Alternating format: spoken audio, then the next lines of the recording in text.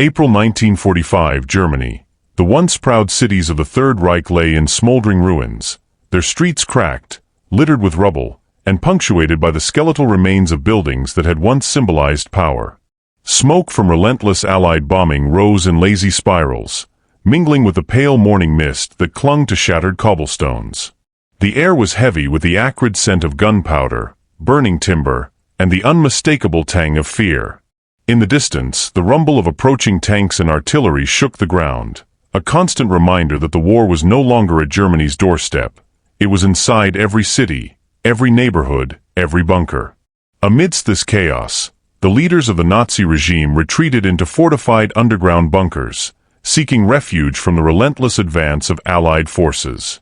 Concrete walls, thick steel doors, and sandbagged entrances offered a fleeting sense of security, but within these claustrophobic chambers, tension was suffocating. Maps marked with retreat routes, radio static from far-off fronts, and whispered conversations about survival replaced the echoes of grandiose speeches and imperial commands. Every shadow seemed to watch, every sound hinted at discovery, and the weight of impending collapse pressed upon every man and woman still clinging to the remnants of a regime in its death throes. It was here, in these hidden sanctuaries beneath shattered cities, that history's final acts of the Third Reich would be written, moments of desperation, paranoia, and reckoning that no one above ground could escape. Hitler's Führer bunker, Berlin. April 1945, Berlin. Beneath the shattered streets of the German capital, a labyrinth of concrete and steel stretched deep into the earth, the infamous Führer bunker serving as both command center and final refuge for Adolf Hitler and his closest aides.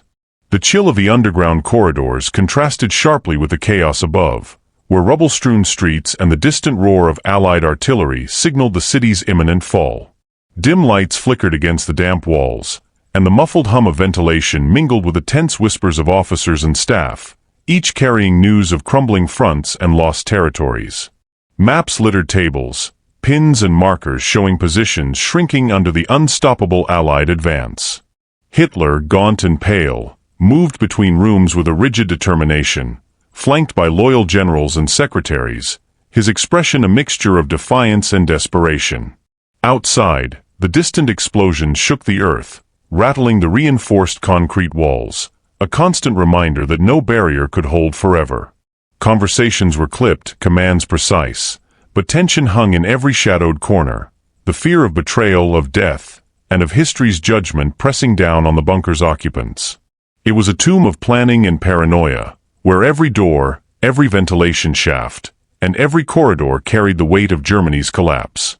Here in this subterranean fortress, the final days of the Third Reich played out, a grim theater of obsession, despair, and the inevitable unraveling of power. The Wolfschanz, Hitler's Eastern Front bunker. July 1944, East Prussia. Deep within the dense Masurian forests, the Wolfschanz, or Wolf's Lair, emerged as an imposing fortress of reinforced concrete, hidden from the prying eyes of reconnaissance planes and aerial surveillance. The morning fog hung low over the forest, curling around camouflaged bunkers and sprawling earthworks, as patrols of armed soldiers moved silently along concealed paths. The air smelled of damp pine, diesel, and tension, the very atmosphere thick with the weight of imminent danger. Inside the labyrinthine complex, Hitler and his inner circle convened in secure conference rooms, the walls lined with thick steel and reinforced concrete, designed to withstand even the heaviest Allied artillery. Maps sprawled across tables showed the shifting front lines of the Eastern Front, pinpoints of resistance, and the advancing Soviet forces pressing ever closer. Guards scanned the tree lines constantly, eyes sharp for any sign of infiltration. Every echo, every crack of a branch, sent waves of anxiety through the corridors, as the occupants of the Wolfschanz knew that their sanctuary was a fragile illusion. It was here that power, paranoia, and strategy intertwined, a fortress meant to project invincibility, yet hiding the fragility of a regime crumbling under relentless assault. And yet, even within these fortified walls, history was quietly shifting, as plans and lives would soon collide with the unstoppable forces bearing down from the east. The Berghof in the Bavarian Alps. Winter, 1944, Obersalzberg, Bavaria. Nestled high in the snow-capped peaks of the Bavarian Alps, The Berghof stood as Adolf Hitler's personal retreat, a symbol of power and isolation amidst breathtaking natural beauty. Snow drifted silently across the steep slopes, blanketing the pine forests in white, the icy wind slicing through the mountain passes. From a distance, the chalet-like facade suggested tranquility, almost a vacation home, but those who entered knew the weight of decisions made within its walls could alter the fate of nations. Inside, Hitler and his closest advisors convened in ornate rooms adorned with panoramic windows, dark wood panels, and maps detailing the crumbling Reich. Each conversation carried a tension thicker than the cold outside, whispers of defeat intertwined with orders for desperate countermeasures. The air was a mix of cigar smoke, cold drafts from the mountain air, and the palpable fear of encroaching Allied forces. Guards patrolled the icy paths below, rifles ready, eyes scanning the mist-laden valleys for signs of infiltration. From this elevated fortress, Hitler could look down upon a world increasingly slipping beyond his control, yet within these walls, the illusion of power remained, a fragile shield against the storm gathering over Germany. Even as the snow fell quietly, history pressed relentlessly forward, threatening to engulf both the man and his mountainside refuge. The Führer bunker in Wolfschanz, East Front Bunker. Summer, 1944, Rassenburg, East Prussia. Deep in the dense Masurian forests, hidden among the towering pines, the Wolfschanz, Wolf's Lair, spread across a sprawling network of bunkers, trenches, and camouflage defenses. The Führer bunker sat at its heart, a heavily reinforced concrete structure, its walls thick enough to withstand artillery and air raids, yet confining in the extreme. The early morning mist clung to the forest floor, muffling the crunch of boots and the hum of distant military vehicles. Inside, Hitler and his generals moved cautiously through narrow corridors, their footsteps echoing off the concrete, shadows flickering under dim electric lights. Maps, radios, and stacks of documents littered the rooms, a testament to the frantic planning and last-ditch strategies being orchestrated. Outside, the forest was deceptively calm, but every rustle of leaves or distant shot could signal reconnaissance or approaching Soviet forces. Air raid sirens occasionally cut through the stillness, a reminder of the looming threats from both land and sky. Within the bunker, the tension was tangible. Conversations were sharp, tempers short, and paranoia high. Guards armed with Carabiner 98 Burmese Chots patrolled in tight formation, eyes scanning for any sign of breach, while the weight of impending defeat pressed on everyone within. The Wolfschanz, once a symbol of strategic genius, now stood as a fortress under siege, not just by enemy forces, but by the relentless pressure of a war slipping beyond control. Every decision, every command, carried the weight of desperation, as the Führer bunker became both a sanctuary and a prison for Germany's embattled leadership. The Adlerhorst, Eagle's Nest, in the Bavarian Alps. Spring 1945, Kelstein Mountain, Bavaria. Perched nearly 6,000 feet above sea level, the Adlerhorst, or Eagle's Nest, clung to the jagged peaks of the Bavarian Alps like a precarious crown. The winding mountain roads were carved from sheer rock, snaking upward through mist-shrouded cliffs, giving the sense that one misstep could send a vehicle or man plunging hundreds of feet into the abyss below. The structure itself was deceptively elegant, a chalet-style facade that masked the fortified underground complexes below, where Hitler and select staff would occasionally retreat to escape the chaos of the collapsing Reich. Inside, polished wood paneling and ornate furnishings contrasted sharply with the harsh utilitarian concrete of the hidden command rooms. The air smelled of pine and cold mountain stone, and the wind howled through the peaks, carrying with it an eerie, almost supernatural resonance. Staff members and guards moved deliberately along narrow corridors, aware that the once imposing Alpine retreat could not shield them from the relentless advance of Allied forces. Outside, clouds clung to the mountaintops, obscuring vantage points and giving the illusion of isolation, yet every shadow in the fog seemed a potential spy plane or reconnaissance team. The tension was suffocating. Even in a location designed to awe, the weight of impending defeat hung heavy. Maps, encrypted communications, and briefings littered the command rooms, each decision a last effort to cling to what remained of a crumbling empire. The Eagle's Nest, with its breathtaking vistas and isolation, had become more than a scenic hideaway. It was a cage, a symbol of desperation, where beauty and terror intertwined, and where those inside could only watch the world around them collapse while awaiting the inevitable. The Führer Hauptquartier in Wunsdorf. March 1945, Wunsdorf, Brandenburg. Hidden amidst dense pine forests just outside Berlin, the Führer Hauptquartier in Wunsdorf stood as a stark reminder of the Third Reich's intricate web of command and control. From the outside, it appeared as a nondescript cluster of military buildings, but beneath the surface sprawled a labyrinth of reinforced bunkers, communication rooms, and living quarters designed to withstand aerial bombardment and artillery strikes. The air was thick with a mingling sense of damp pine, fuel, and the ever-present metallic tang of machinery, reflecting the constant movement of officers, messengers, and guards. Inside the concrete halls, dim light flickered across steel-reinforced doors, and the low hum of generators provided an ominous rhythm, almost like the heartbeat of a faltering empire. Maps and strategic plans were spread across tables, each annotated in meticulous handwriting, revealing the desperation of a military leadership attempting to manage collapsing fronts. Outside, the forest was alive with tension. Reconnaissance planes hummed overhead, while distant artillery and the rattle of small arms fire hinted at the relentless approach of Soviet forces. Soldiers patrolled cautiously along hidden paths, their eyes constantly scanning the treeline for threats that could come from any direction. Within the complex, officers whispered urgently, aware that every decision might be their last. Outside, nature seemed to conspire with history, the thick mist curling around the structures like a shroud over a doomed command post. The Führer Hauptquartier was more than a strategic center. It was a crucible of fear, anticipation, and inevitable collapse, where the illusion of control collided with the reality of defeat, and every shadow and echo amplified the gravity of the Reich's final days. The Berghof's hidden bunkers. April 1945, Obersalzberg, Bavarian Alps. Nestled high among the craggy peaks of the Bavarian Alps, the Berghof once symbolized Hitler's personal retreat, a picturesque chalet blending seamlessly with the alpine landscape. But beneath its idyllic facade, a network of hidden bunkers carved into the mountainside told a darker story. Thick concrete walls and steel-reinforced doors protected underground corridors, command rooms, and living quarters, designed to withstand bombing raids and surprise assaults.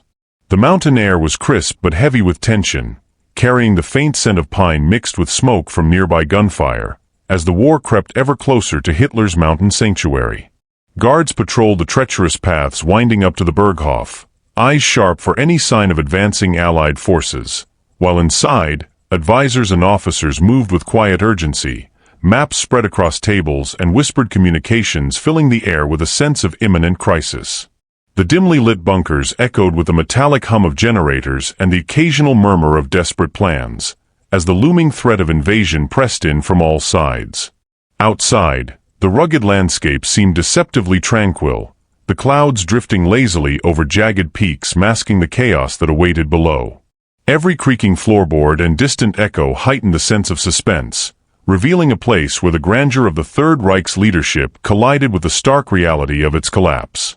The hidden bunkers of the Berghof were both refuge and trap, a chilling testament to the meticulous preparations of a regime teetering on the edge of destruction, where every shadow carried the weight of fear and the inevitability of defeat. Hitler's last Eastern Front hideouts. April 1945, Eastern Prussia. As the Red Army surged westward, the once firmly held territories of the Eastern Front became a dangerous maze of destruction, where ruined towns, scorched forests, and shattered roads bore grim witness to relentless fighting. Deep within this chaos, Hitler's last Eastern Front hideouts, fortified bunkers and camouflaged command posts, served as desperate outposts of a crumbling Reich. Hidden beneath dense pine forests or camouflaged with debris and mud, these shelters were reinforced with thick concrete and steel, designed to survive artillery barrages and aerial bombardments. The air around them was thick with smoke, dust, and the acrid tang of gunpowder, blending with the distant wails of retreating units and the relentless thunder of approaching tanks. Inside, aides and officers worked feverishly under dim, flickering lights, clutching maps and radio equipment, their faces taut with tension as they tried to coordinate dwindling forces against an enemy that advanced with terrifying speed. Every creaking beam, every muffled explosion outside, heightened the sense of claustrophobic suspense. The hideouts were both sanctuary and cage. Outside, the landscape was littered with wreckage, burned-out vehicles, shattered bunkers, and the remnants of abandoned supply depots, reminding those inside that no place along the Eastern Front was truly safe. These final hideouts were not just tactical positions but symbols of desperation, where the regime's remaining command clung to authority even as the inevitability of defeat pressed in from every direction. The tension was palpable, the air thick with fear and uncertainty, as every shadow could conceal an enemy advance, and every muffled sound could herald the next catastrophic assault. Hitler's Western Retreat Bunkers. March 1945, Western Germany. As Allied forces pressed relentlessly into the heart of Germany, the Western Front became a chaotic theater of destruction, with ruined towns, smoldering factories, and shattered roads marking the path of the advancing armies. Amid this devastation, Hitler's Western retreat bunkers were hastily constructed fortifications, concrete and steel shelters embedded into hillsides, hidden within forests, and camouflaged with rubble and foliage. These bunkers were designed not only to withstand artillery shells, but also to provide temporary command centers for a regime in retreat.